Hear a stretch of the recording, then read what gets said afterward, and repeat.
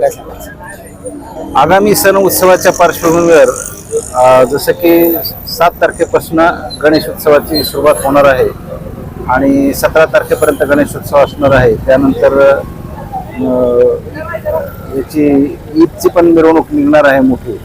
तर त्या सर्व सण आणि उत्सवाच्या पार्श्वभूमीवर आम्ही शहरामध्ये आज सर्व पोलीस स्टेशनचे प्रभारी अधिकारी, आम्ही स्वतः आणि आमचे अंमलदार साधारणपणे 10 अधिकारी आणि 100 अंमलदार आणि RCP याचं पथसंचलन घेतलेलं आहे. की कुठल्याही परिस्थितीला सक्षमपणे तोंड देण्यासाठी जालना जिल्हा पोलीस दल सज्ज आहे असा एक संदेश आम्ही या निमित्ताने देऊ इच्छितो आणि त्याचाच एक भाग म्हणून पूर्वतयारी म्हणून आम्ही पथसंचलन केलेलं आहे.